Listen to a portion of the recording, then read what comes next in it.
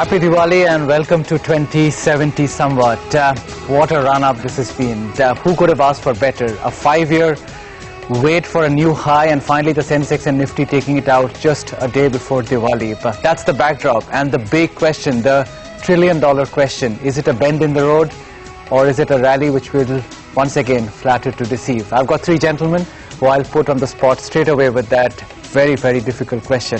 Manish Chokhani, Ramesh Damani and Nirmal Jain join me to take you through what could be the outlook for the market for the next year till we speak in Diwali next. Gentlemen, a very happy Diwali to all of you. Manish, I'll start with you because you're doing a bend in the road yourself with your career. But do you think it is a bend in the road for the market as well? Well, if you're asking in the sense, does this culminate in a full-blown new bull market and a big economic expansion? I don't think so as yet.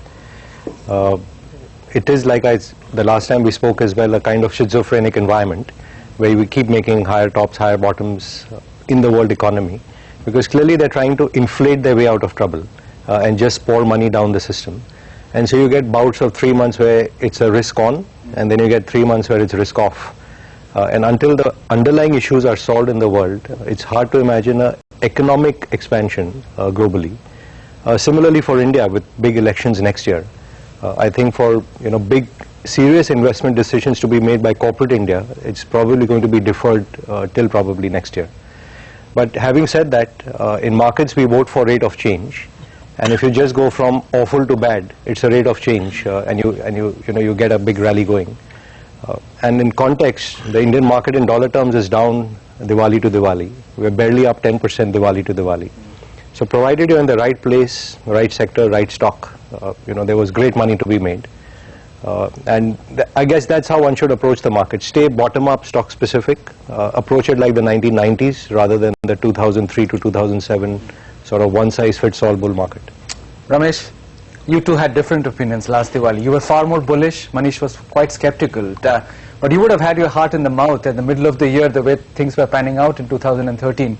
In the middle of the year. Oh, absolutely. I threw in the towel I don't know how many occasions. So, to be honest, and I think what Manish said makes a lot of sense. Awful to bad rate of change makes the markets do well. But, I think markets look ahead, as you well know, and I think markets looking ahead to the national election coming up. I think December 8th will be the semi-final, so we'll have a queue on that. And, for all that it's worth, I think the Fed still sets the policy tone globally. And till the market believes that the easing will continue, I think the party will go on because it's inflating asset prices. Once they stop, who knows? But I'll tell you this, I don't know about the fundamentals because clearly they're not in place. But look at a technical picture of the market. It gets negative news, it shrugs it off and makes a new high. The new high list is very good. There's leadership in the market. There's severe under ownership of Indian equity by the Indian public itself. All those technical signs suggest that the market is headed higher, not lower. Nirmal, do you think the market will move on higher from here, and would it still make for a tactical rally, a trading market, or do you think something might have changed? Market should move for higher levels from here for sure. I mean, at this point in time, there's a lot of optimism on political front that things will get sorted out. We had sort of a poor governance in the last so many years, and we look forward to whichever government comes to power. We will have more stability and more clarity of direction. Having said this, we may be euphoric because, market is at all-time high. But we shouldn't forget that it's become all-time high after 5 years. So, it underperformed all other asset classes. And also there's sort of a bipolar disorder in the market, because if you take 15 stocks out of Sensex that are owned by FIs, then the Sensex will be something like 43,000. If you take those 15 stocks to constitute Sensex. And if you look at mid cap, it's still 40% off its all-time high, and if you look at small cap, it's almost 50-60% off. So if you look at this market, only FIs have been driving the market. Mutual funds and local institutional investors, they are not getting any new money. Retail investors have been decimated. HNIs are more or less out of the market. So I think if market rally has to sustain, then it should get the breadth and the depth. So it not only will be visible in the indices of Sensex or Nifty, but it has to be visible all across.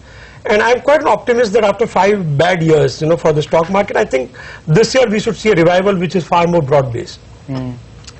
Ramesh, you speak to a lot of people. Do you think that is coming now with the new high printed on the headlines, or do you think people will still stay out because they'll be skeptical about the sustainability? to my broking friends, no one is happy. No one is saying the phone is ringing. No one is saying that the volumes have picked up. Mid-cap, the good part, of course, is that the cash has stopped falling. The cash has stopped falling about 3 months back. And they're now building some broader base rally, as you see. So it's a difficult call. I mean, I assume once the market makes a new high, public will start coming back in there. But at least as of yesterday, we have not seen any evidence of that.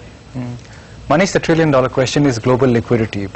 What drives the next risk-off in global markets? And everybody's focused on this taper, Jan, March, April.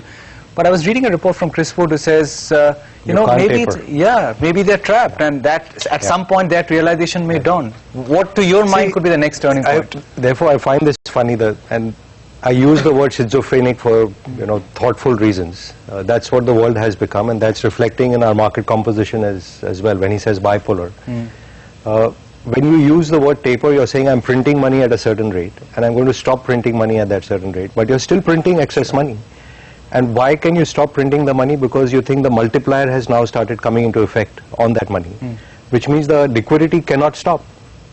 By definition, it cannot stop. And if we've put in $9 trillion in the last 5 years into the world economy to achieve barely 2% growth, just think of it, when interest rate goes up in Japan from 0.5% to 1.5%, and they are levered 3 times their GDP, it makes the GDP growth negative.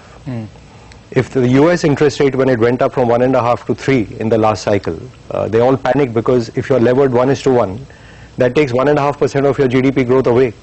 So they are like these over-levered companies which we sort of don't like in India. That's what the world is in. And therefore this liquidity gush ain't going to stop. What they're trying to do is inflate their way out of trouble, and that inflation means asset price inflation, and it means inflation in our country as well. So you have a double whammy coming from both sides. On the one hand, you have FIIs pouring in money to try and lift up the asset values. And the other side, you have central banks trying to keep interest rates up to hold actual demand down. And therefore, you keep having this funny behavior every 3 months. And I therefore don't agree that we keep making a straight line between now and next May, June. We go up in February, we face the US debt ceiling again.